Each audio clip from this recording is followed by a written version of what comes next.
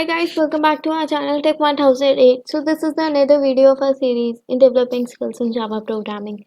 So without wasting our time, let's get started with the video. So our today's question is that we have to find the greatest and the smallest number among the three numbers. Okay. So सबसे पहले हम लोग बनाएंगे class. Then we have to make main method inside the class. These two things are already made in your screen. So now सबसे पहले हम लोग बनाएंगे variables, that is int n1. इसके अंदर हम वैल्यू डाल देते हैं 9. ओके, int n2, इसके अंदर हम लोग वैल्यू डाल देते हैं 15 एंड int n3, इसके अंदर हम लोग वैल्यू डाल देते हैं 20. ओके, सो अब सबसे पहले हम लोग ग्रेटेस्ट फाइंड करेंगे. First of all we will be finding the greatest number. So for this we will be doing this by if statement. Okay, so in if statement we have to write a condition. If the condition is correct, then the statement we have written inside the if statement will be executed, and if the statement is wrong, then we have to make another statement named as else statement. The statement if condition, if the if condition is not working, then else condition will work. Okay, and if we have more than two conditions, if and else, we want to add one more condition, then the name of the condition will be else if. We will be seeing in this program. Let's get started with this. So सबसे पहले हम लोग बनाएंगे if n1 is greater than n2. That is अगर हमारा n1 n2 से बड़ा हुआ, और and n1 is greater than n3, then we will be printing system.out.println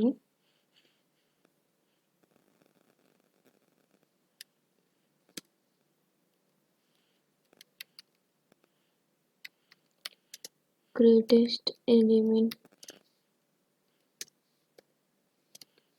plus n3.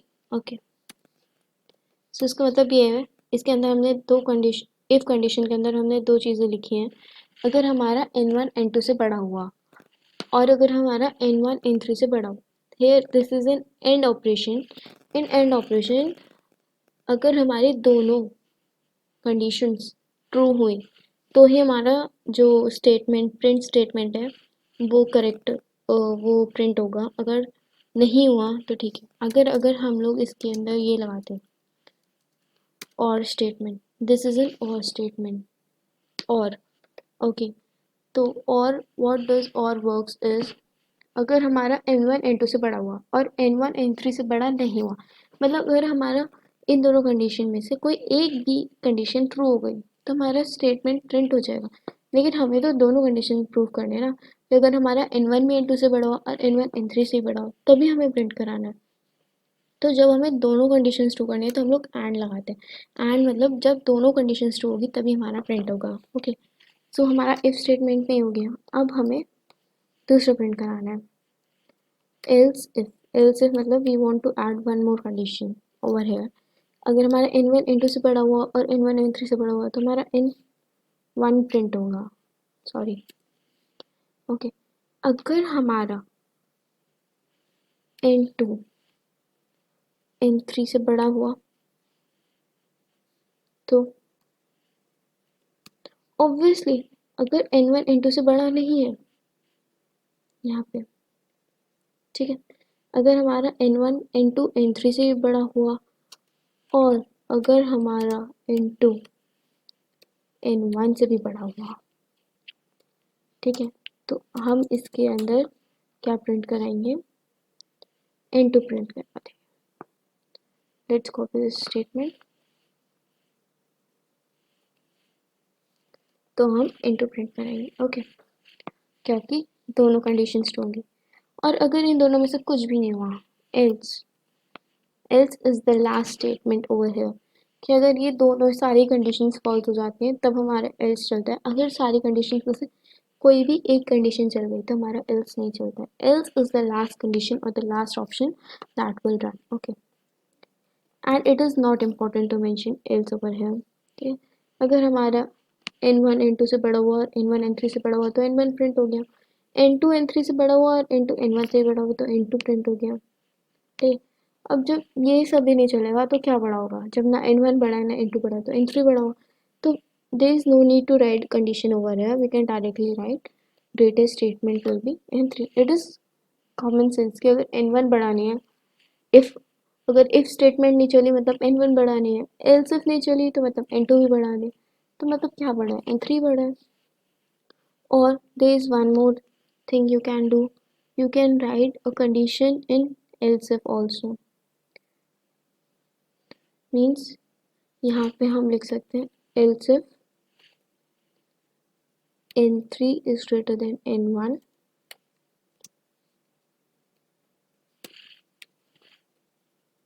and n3 is greater than n2. Okay, so now we will run our program.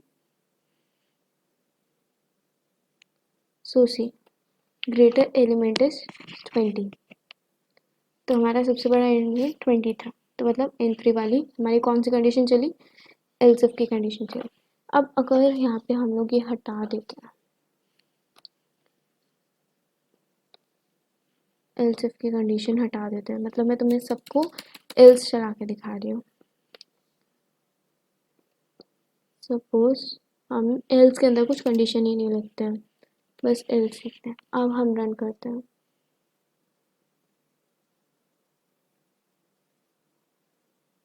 See again हमारा result अभी भी यही है, greatest element is 20. That's because else else is the last statement over here and it's not important to write condition.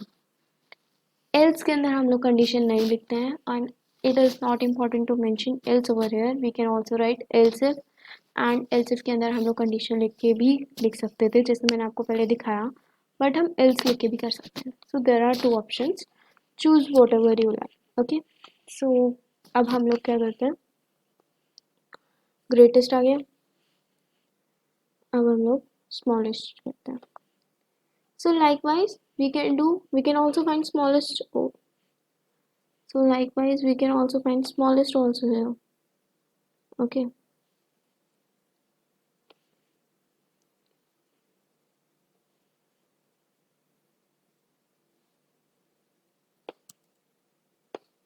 यहाँ पे now we will be finding smallest number.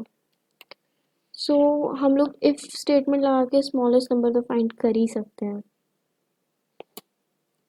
Okay, but कि ऐसे कि if n1 is less than n2 and n1 is less than n3, ऐसे if n1 is less than n2 and n1 is less than n3. Okay, जब n1 n2 से भी less है और n1 n3 से भी लेस है तो हमारा n1 प्रिंट हो जाएगा as a smallest number. if n2 is less than n1 and n2 is less than n3, that is if n2 is less than n1 and n2 is less than n3, अगर ऐसे हुआ तो हम लोग n2 print करा देंगे else n3. so if statement के साथ तो ये हो जाएगा, if कंडीशन के साथ. स्मॉलेस्ट नंबर हम दूसरे तरीके से निकालते हैं. स्मॉलेस्ट नंबर अब हम निकालने के लिए स्मॉलेस्ट नंबर निकालने के लिए हम लोग टर्नरी ऑपरेटर. सो स्मॉलेस्ट नंबर हम लोग निकालने के लिए हम लोग टर्नरी ऑपरेटर यूज करते हैं. Okay, so ternary operator is basically this. Okay, there are various operators such as this is for less than, this is for greater than, this is for equal, this is plus operator, this is minus operator. For addition, for subtraction, there is various operators, but this is a ternary operator. Okay, so we will see how it works. So let's get started with the code over here. n1 n2 n3 हमने पहले से declare कर रखे हैं, तो हमें direct conditions लिखनी है। ओके, हम लोग एक वेरिएबल बना लेते हैं टेम्प नाम से।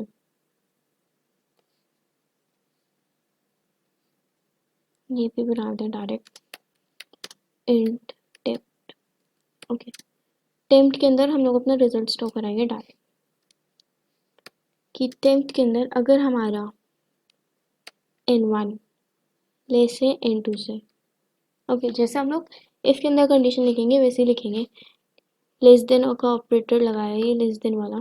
ओके, इफ हमारा n1 is less than n2, then we will be writing ternary operator over here।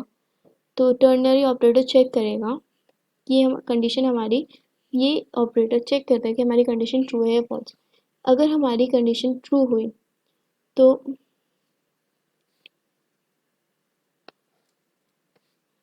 अगर हमारी कंडीशन ट्रू हुई तो हम ये प्रिंट कराएगा n1, अदरवाइज यहाँ पे कॉलन लगेगा, it will be printing n2 पर है। ओके, अब हम लोग एक और बनाते हैं इंट रिजल्ट। एक और ऑपरेटर बनाया हमने यहाँ पे। अगर हमारा n3 is less than 10, okay, सो हमारी कंडीशन होगी n3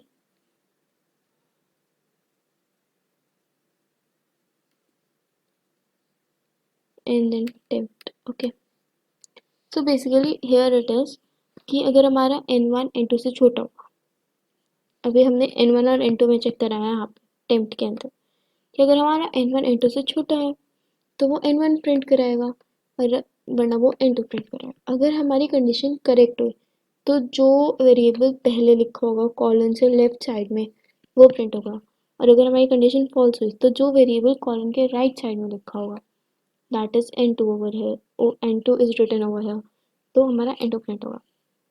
तो भी हमने n1 n2 में कराया तो टेम्प से हमें पता चल गया कि क्या छोटा है क्या बड़ा है। सपोज हमारा यहाँ से निकला कि हमारा था क्या, n1 के अंदर हमारा 9 था, n2 के अंदर हमारा 15 था। ठीक है, तो यहाँ पे कौन जीता, क्या था, 9 था और 15 था, तो कौन जीता, n1 छोटा है तो यहाँ n1 जीत गया। अब हम n3 के साथ चेक करा रहे हैं कि n3 के अंदर जो टेम्प्ट के अंदर वेरिएबल आया है, तो टेम्प्ट के अंदर वेरिएबल क्या आ गया, 9, that is n1। Okay, tempt के अंदर हमारा वेरिएबल आ गया 9, तो अगर हमारा जो फाइनल रिजल्ट है n1 और n2 के साथ का जो फाइनल रिजल्ट है जो कि 9 है, वो अगर टेम्प सॉरी वो अगर n3 से बड़ा है तो हमारा n3 प्रिंट होगा क्योंकि n3 हमारा टेम्प से छोटा है। बेसिकली हमने तीन वेरिएबल्स को दो में डिवाइड कर दिया। पहले हमने n1 n2 का कंपैरिजन कराया, जो जीता उसे n3 से कंपेयर करा दिया। n1 n2 में कौन छोटा है, n1 छोटा है। अब n1 छोटा है, अब हम थर्ड वेरिएबल के साथ चाहिए कि n1 और n3 में कौन सा छोटा है, जो छोटा हुआ वो प्रिंट हो जाएगा। तो n3 और टेम्प्ट में कौन सा छोटा है, टेम्प्ट छोटा है। तो अगर हमारी स्टेटमेंट ट्रू हुई तो हमारा लेफ्ट स्टेटमेंट प्रिंट होगा, और अगर हमारी स्टेटमेंट फॉल्स हुई तो हमारा राइट स्टेटमेंट प्रिंट होगा। तो here n3 is not equals to 10, that is n3 is 20, 20 is less than 9. Is it correct? No, it is not correct. That's why temp value will be printing over there in the output, not n3. If it is like 2, अगर हमारा n3 के अंदर 2 होता, अगर ये हमारी statement correct होती तो हमारा n3 प्रिंट होगा, that is written on the left side of the column. So अब हम प्रिंट कराएंगे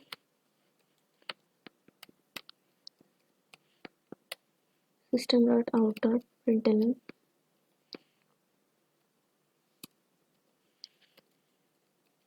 smallest element plus result। Okay, now we will run our program।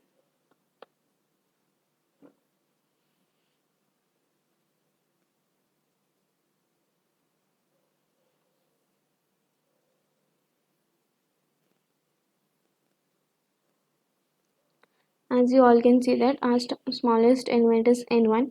Tempt के अंदर n1 आया, then result में हमारा टेम्प्ट जीत गया, टेम्प्ट के अंदर जो भी था n1. Okay, hope you like the video, and if you found this video helpful, hit the like button, subscribe to our channel, and yes, please go and see our previous videos. It will be very much helpful to you guys. Follow us on Instagram, LinkedIn, Facebook for more fun facts. Thank you.